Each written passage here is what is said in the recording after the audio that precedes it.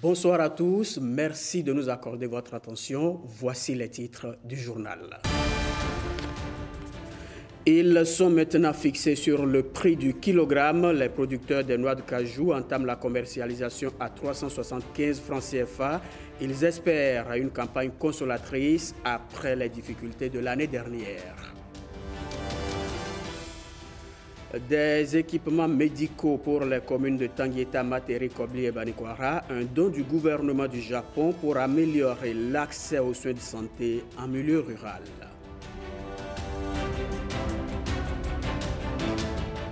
Au menu de l'interactualité, la situation humanitaire à Goma, la catastrophe aérienne à Washington et Jean-Marie Le Pen poursuivi jusque dans sa tombe qui vient d'être vandalisée en France.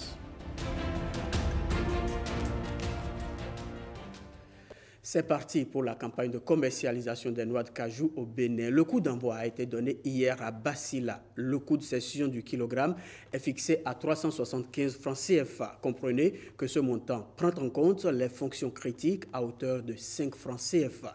Jean-Claude James. C'est bon, j'ai pris mon argent. Producteurs et vendeurs heureux. Il est l'un des tout premiers de cette campagne à avoir libéré une partie de sa production. Le top de la commercialisation des noix de cajou est ainsi donné.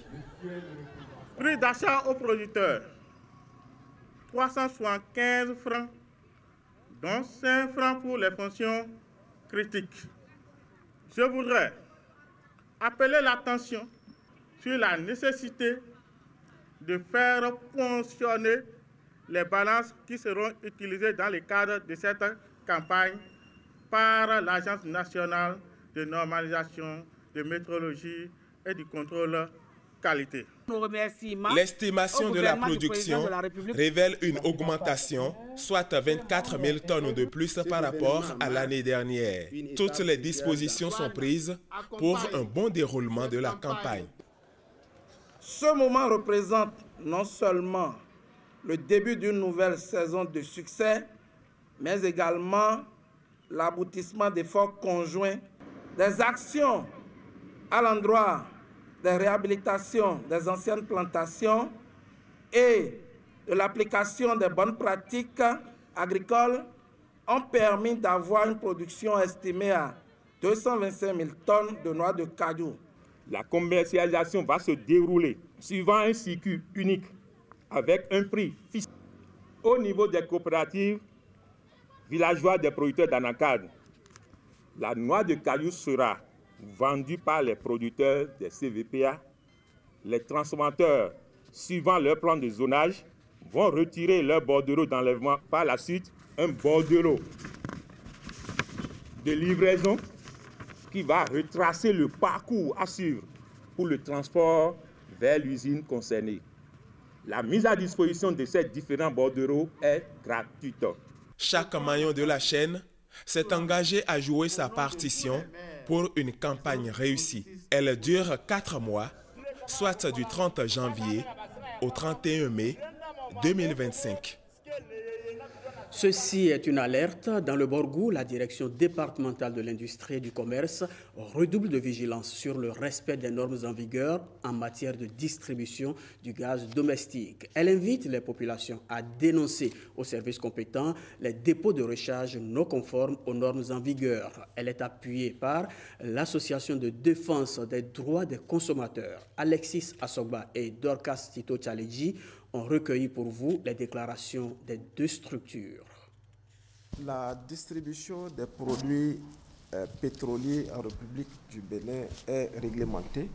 Et seuls ceux qui remplissent les conditions et qui ont l'agrément sont autorisés à le faire. Autrement dit, nous constatons que des commerçants insouciants et indélicats se cachent dans des maisons pour se procurer, on ne sait comment, des fûts de gaz et qui délibérément, contre les prescriptions en vigueur, rechargent les bouteilles de gaz et les usagers vont auprès d'eux pour s'en procurer. Et ceux-là, malheureusement, s'installent dans des agglomérations contre toutes normes environnementales et sécuritaires. Pour ce qui nous concerne, nous voulons d'abord sensibiliser la population et l'inviter à coopérer avec nos services pour, premièrement, solliciter les déclarations volontaires de ceux qui jusque-là se sont adonnés à cette activité dans les agglomérations et qui rechargent les bouteilles. Nous ne connaissons pas là où ils le font, mais nous allons chercher, nous allons les déceler. La seconde mesure que nous entrevoyons, c'est de faire une descente sur le terrain pour visiter les points de vente, pour évaluer donc, les conditions d'entreposage de ces bouteilles. Il est nécessaire que le consommateur puisse dénoncer non seulement à nous qui sommes leur porte-parole, mais éventuellement à la direction départementale du commerce et aussi à la police. Et nous rassurons les consommateurs que la protection du dénonciateur, et j'interpelle la police par rapport à ça, parce que c'est très nécessaire que la police puisse garder dans l'anonymat le dénonciateur pour préserver sa vie. Parakou encore, avec cette formation des jeunes au métier du bâtiment et des travaux publics, une initiative gouvernementale pour faciliter l'insertion professionnelle des bénéficiaires qui viennent de recevoir justement leurs attestations. Alexis Assoba, Enoch Ompati. Ils sont nombreux, ces jeunes, sur les chantiers de construction, chacun ayant un rôle précis. Grâce au soutien de la BAD, la Banque africaine de développement, ils intègrent désormais le secteur des BTP après une formation qualifiante en génie mécanique, conduite d'engins, génie civil ou entretien routier. Ce programme a permis de transmettre des compétences à ces jeunes. C'est le lieu de rendre hommage au gouvernement de la République du Bénin qui, dans son programme d'action du gouvernement, a priorisé le développement du capital humain dans ses axes stratégiques de développement. Initié par le gouvernement dans le cadre du projet d'aménagement et de bitumage de la route Djougou-Peonko-Kéru-Banikwara, piloté par la CIRAT, la Société des infrastructures routières et de l'aménagement du territoire, cette formation a bénéficié à 217 jeunes. Sans un tissu de jeunes capables de participer aux actes de construction dans le respect des règles et de la qualité, nous aurons des difficultés à faire développer notre territoire. Chers diplômés, vous avez acquis des compétences techniques, mais aussi des compétences pratiques qui vous permettront de contribuer activement au développement du secteur du BTP. Vous êtes donc prêts à relever le défi du monde professionnel et à apporter votre pierre à l'édifice de construction de notre société. En plus des compétences techniques, ces jeunes femmes et hommes ont été formés aux normes d'hygiène, de sécurité et de protection de l'environnement. La formation dont nous avons bénéficié a édifié en nous des connaissances qui font de nous aujourd'hui des personnes aguerries et prêtes à se vendre sur le marché de l'emploi. Nous avons remarqué que beaucoup de jeunes sont formés dans les différents corps du métier. Ça, c'est vraiment un truc à encourager. L'entreprise Colas, dès la prise des nouvelles activités, va faire le nécessaire, tout ce qui est possible pour piocher dans ses ressources, pour travailler sur ces différents chantiers. Assurée par 2 centres régionaux sous la supervision de la CIRAT, cette initiative gouvernementale renforce leur employabilité et leur ouvre de nouvelles perspectives. Dialogue des femmes africaines à Johannesburg. Une quinzaine de Béninoises y prennent part depuis lundi. Une rencontre pour identifier les actions collectives à mener pour l'épanouissement de la femme. Zoom sur la participation de la délégation béninoise avec nos envoyés à Johannesburg, Alessandra Djotan et Bénédicte Possou. Les femmes béninoises participant à cette retrouvaille continentale se sont impliquées pour la réussite de l'événement. Ici, c'est la foire de la fruide. Les produits de nos artisans et producteurs locaux ont été exposés et vendus. Pour ce qui est de l'intégration au sein des panels et ateliers, la coordinatrice nationale a veillé au maintien d'une discipline de groupe au regard de l'importance d'Afouid. C'est un creuset d'échanges entre femmes africaines qui épousent la vision du gouvernement, par exemple dans les secteurs de la santé, de l'éducation. Se réunir ensemble, il n'y a pas de riches, il n'y a pas d'intellectuels, mais toutes les femmes ont eu la même valeur. Ça a été quelque chose, je pars avec. J'ai compris également que la femme peut changer beaucoup de choses et que seuls, nous marchons peut-être plus vite, mais ensemble, nous irons plus loin. Chaque femme a vu ses capacités renforcées et elle entend mettre ses nouvelles connaissances au service de la communauté. En tant que Béninoises, nous sommes venus voir ce qui se passe ailleurs. Nous sommes venus voir comment les femmes se mettent ensemble pour apprendre à développer des idées. Comment capitaliser ma participation dans ce forum, c'est de mettre ensemble les femmes, de leur apprendre aussi. Que faut-il pour que la paix règne ? Les femmes au cœur de la souveraineté alimentaire et environnementale de l'Afrique, les participants à cette 3e édition d'Afouid ont été entre autres outillés sur ces différentes thématiques. Pour refermer ce dossier sur le dialogue des femmes africaines à Johannesburg, intéressons-nous maintenant à un des panels. Il est intitulé « Repenser le progrès et la responsabilité dans l'agenda du genre en Afrique ». Il a permis aux participants d'évaluer les acquis du plan d'action de Pékin. C'est un plan adopté depuis 1995. Suivons. C'est un panel de haut niveau pour explorer de nouvelles stratégies à mettre en œuvre. En 1995, un plan a été conçu à Pékin en vue de l'avancement des droits de la femme. 30 ans après, il convient de faire le bilan. C'était un grand rassemblement de toutes les nations du monde, plus de 17 000 personnes s'étaient rassemblées. Il était question de discuter de la participation des femmes au développement économique des nations.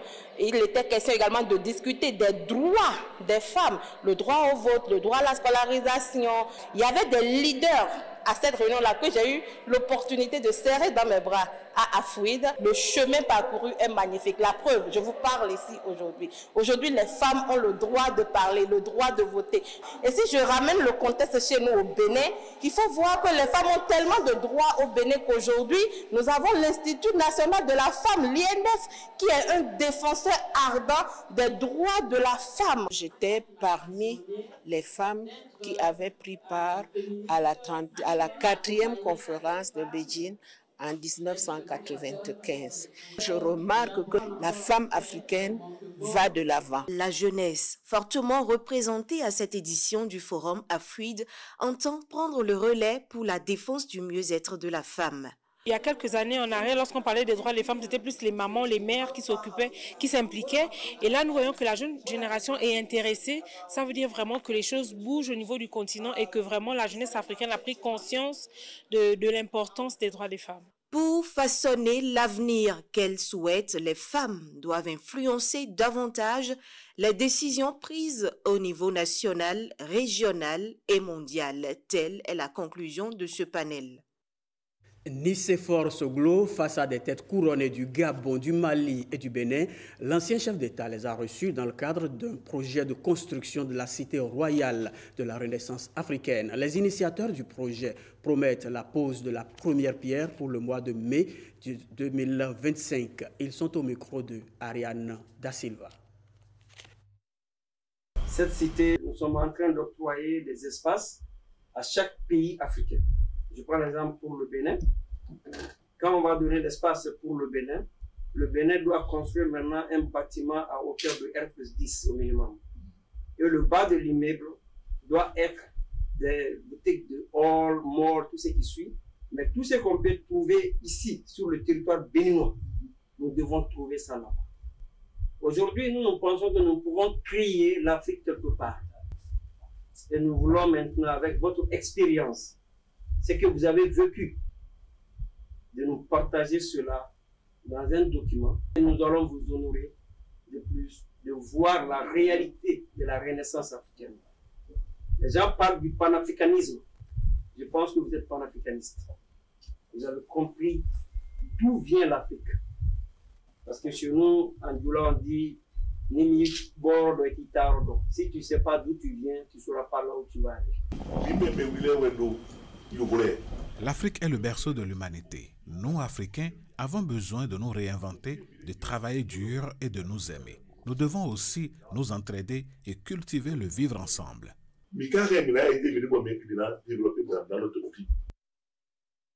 Sur le même sujet, je vous propose de suivre à présent l'ancien président de la République. Nicéphore Soglo exprime sa reconnaissance à ses hôtes. Je tiens à vous remercier de m'avoir fait l'amitié de venir après la cérémonie où on essaye de rassembler tous les morceaux d'Afrique. C'est ça qui est le plus important. Il faudrait avoir une langue africaine que tout le monde comprenne. C'est ça. Et nous sommes capables, si nous sommes bien organisés, d'atteindre cet objectif. Nous sommes tous des responsables, des chefs, des machins. Alors, vraiment, je suis content, à 94 ans, de voir que ce travail que Nelson Mandela m'a confié, en disant, il faut m'accompagner aux États-Unis avec ces criminels-là, qui ont tué tous les Indiens, mais il faut qu'on revienne pour rassembler tout à fait. Alors, je vous remercie d'être les pionniers, au fond, les guerriers pacifiques. On veut tuer personne, ni conquérir personne, nous avons tout. Dieu a tout donné à l'Afrique, tout. L'or, le diamant, tout, le pétrole, l'uranium, tout, on a tout. C'est les autres qui le ont. C'est ce qu'a dit Cheikh Anta Diop. Il dit, nous sommes le berceau de l'humanité. L'homme est venu au monde en Afrique. C'est là où, pour la première fois, le singe s'est mis debout et est devenu homme. Et on a bâti la plus grande civilisation du monde, la civilisation des pharaons noirs. Tangueta, Materi, Kobli et Banikwara, ces communes viennent de franchir un nouveau pas vers l'amélioration des soins de santé en milieu rural. Elles ont bénéficié de véhicules cliniques mobiles, de cuves de conservation du gasoil et d'intrants de nutrition. C'est un don du Japon au Bénin, nous annoncent Christelle Tongodo et Igor Ayoso. Des véhicules cliniques mobiles, des cuves en acier de 300 litres pour la conservation du gasoil et des intrants de nutrition. Voilà les équipements mis à disposition des communes de Tangueta, Materi, Kobli et Banikwara grâce à un appui du gouvernement du Japon. Ce don vient renforcer les efforts déjà engagés par le gouvernement béninois pour améliorer l'accès aux soins dans ces localités. Les deux cliniques mobiles reçues destinées à la gestion des urgences sanitaires sont venus à point nommé, surtout que notre pays fait actuellement face à des défis persistants dans sa partie septentrionale. Elle représente, bien plus qu'un don de matériel, une preuve tangible de la solidarité internationale et de l'engagement collectif à garantir à chaque citoyen, où qu'il soit, un accès équitable à des soins de qualité. Le soutien financier du Japon à la mise en œuvre des programmes de l'UNICEF a été déterminante et a contribué à des résultats positifs. Entre autres, il a permis de renforcer la résilience sanitaire des communautés du Nord du Bénin touchées par les retombées de la crise du Sahel.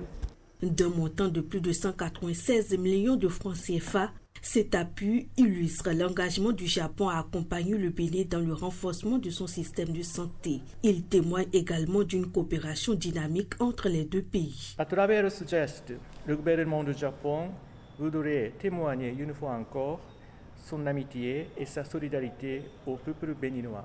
Je voudrais vous rassurer de l'engagement de mon département ministériel à veiller sur l'utilisation judicieuse de ces véhicules et de leur maintenance appropriée. Grâce à ces nouveaux moyens, l'accès aux soins de santé se trouve renforcé et permet aux habitants de ces communes de bénéficier d'une prise en charge médicale de proximité et adaptée à leurs besoins. Le ministre de la Santé appelle les bénéficiaires à une gestion responsable de ces équipements afin d'en assurer la durabilité et l'efficacité. En sport, le tennis béninois est à l'honneur à la prestigieuse Coupe Davis. L'équipe nationale affronte la Lettonie demain dans les playoffs du groupe mondial 2. La rencontre est un test pour le Bénin qui ambitionne de s'affirmer sur la scène internationale du tennis. Les guépards de la raquette auront donc l'occasion de défendre leur place dans le groupe mondial 2, mais cela face à une équipe lettonne tout aussi déterminée à s'imposer dans la compétition. Une compétition qui s'étale sur 2 jours. Elle comprend des rencontres format simple, format double. Wenceslas Awaimo et Blaise Adampo nous font vivre ici les séquences fortes du tirage au sort organisé hier. Tout est en place pour que voltige sur le coup du Sofitel des coups droits et des revers de balle. Le décor de la Coupe Davis Groupe 2 entre les joueurs béninois et lettons s'installe. Le tirage au sort a désigné 2 matchs en simple pour la journée du samedi 1er février. Dans le premier match, le Béninois Alexis Clegou va affronter Strombach Roberts à partir de 10h. Entreront alors en scène le guépard Agbo Panzo, Patrick et le letton Daniel Stens. La journée du dimanche 2 février affiche la confrontation entre le duo béninois Mono Sylvestre et Prince Gandonou qui va croiser la raquette contre la paire lettonne Daniel Stens, Roberts Strombach. Cette dernière journée de compétition va se clôturer par des matchs en simple inversé avec des promesses de duel épique. Patrick Agbo-Panzo contre Roberts Strombach d'un côté et Alexis Clegou face à Daniel Stens de l'autre. Au total, 5 matchs intenses sont à l'agenda dès le samedi 1er février au Sofitel. L'objectif au bout des poignets pour les guépards du tennis béninois est simple mais si âpre à réaliser. Se qualifier pour le second tour du groupe 2. Ils savent que rien n'est gagné d'avance, mais pas impossible non plus. Le tennis est un sport et vous savez que le sport, celui qui est le plus apte, le plus motivé, avec beaucoup d'envie, finira par faire la différence. Donc, en termes de moyens, on en a fait la preuve et puis là, on est là, nous sommes prêts. Nous avons apprécié, nous apprécions le Bénin, nous avons été bien reçus par l'équipe, l'organisation, les joueurs et tout le monde. Et nous pouvons dire que nous sommes habitués à ce type de terrain, donc l'environnement étant chaud, mais nous avons pris quelques jours pour nous adapter. Nous sommes prêts pour ces matchs, donc ça se passe bien, nous avons pu nous adapter au climat aussi. Quant aux officiels, je voudrais vous demander d'appliquer le règlement.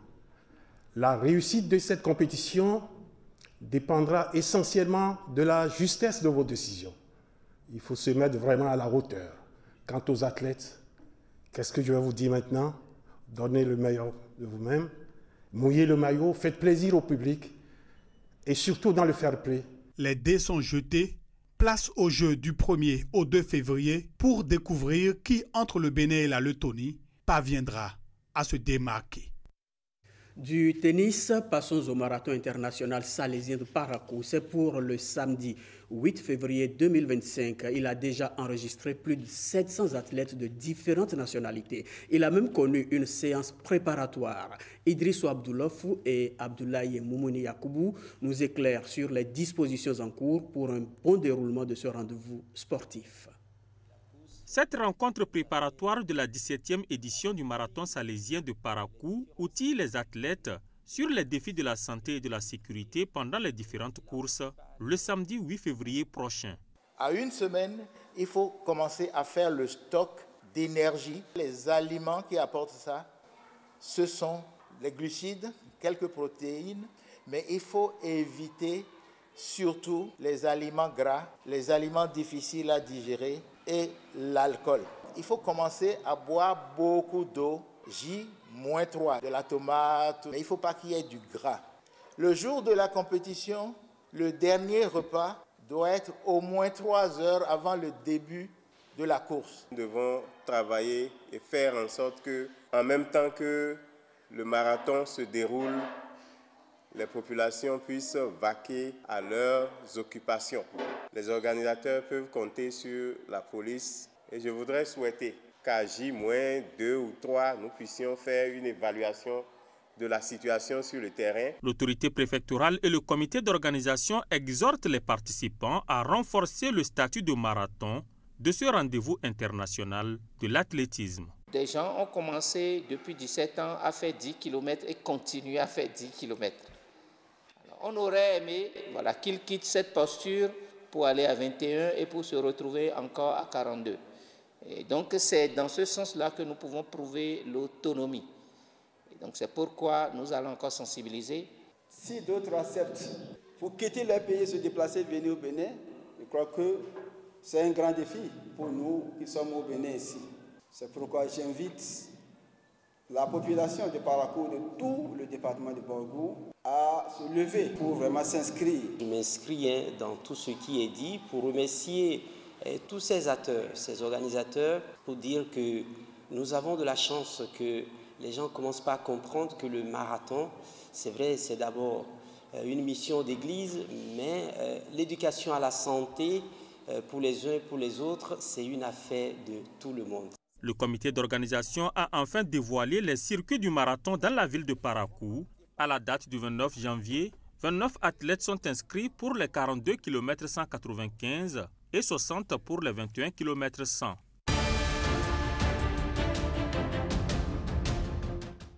En interactualité, Arnaud Adadja nous résume la situation humanitaire à Goma, la tension en République démocratique du Congo, la catastrophe aérienne à Washington aux États-Unis et la vandalisation de la tombe de Jean-Marie Le Pen en France.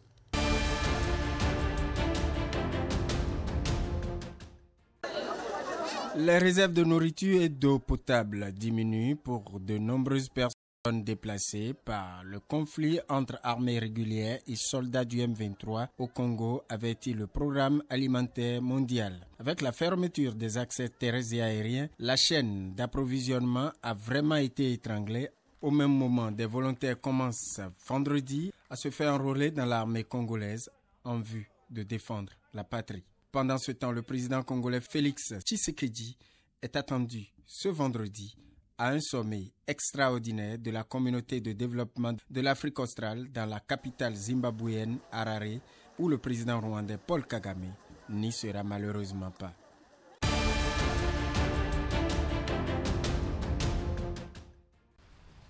La tombe de Jean-Marie Le Pen, décédé le 7 janvier dernier et enterré dans le cimetière de sa ville natale de la Trinité-sur-Mer, Morbihan, est recouverte d'une bâche après avoir été vandalisée dans la nuit.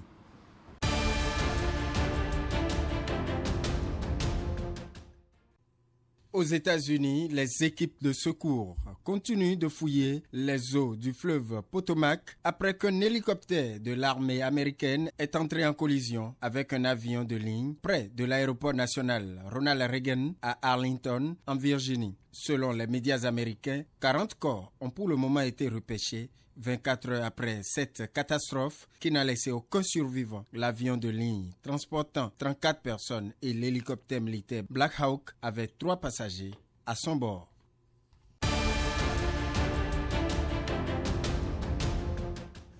Nous voici au terme de votre journal. Il ne me reste qu'à vous souhaiter du plaisir en compagnie de nos programmes et je vous le souffle, il s'annonce alléchant pour ce début de week-end.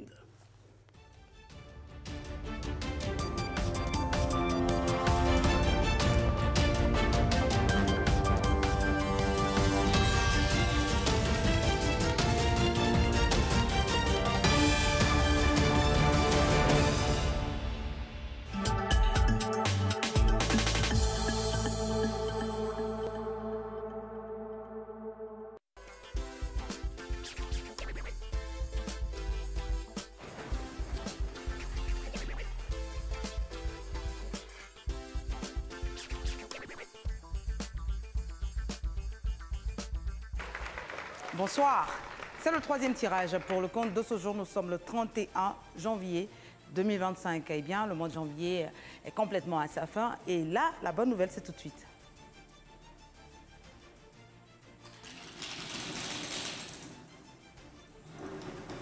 Et cette bonne nouvelle, ce sera au travers de 5 numéros tirés sur 90. Voici le premier numéro. Avec vous, nous notons le 41. Le numéro 41. C'est parti pour une prochaine descente avec le 44 cette fois-ci. le numéro 44. Nous y allons pour le compte de l'auto-fortune. Voici le 78. Le numéro 78.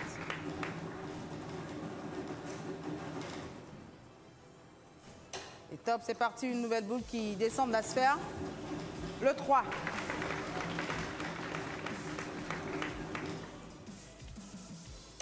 Et la belle conclusion, c'est bien sûr avec le numéro 54. Vérifiez vos tickets de jeu par la prise en clair assermentée de l'huissier de justice, Monsieur Vincent Konou. Bonsoir. Bonsoir, Madame Koutié. Le tirage est régulier. Retenez donc les 5 bons numéros définitivement déclarés gagnants de ce soir. 41, 44, 78, 3 et 54. Bonsoir chez vous.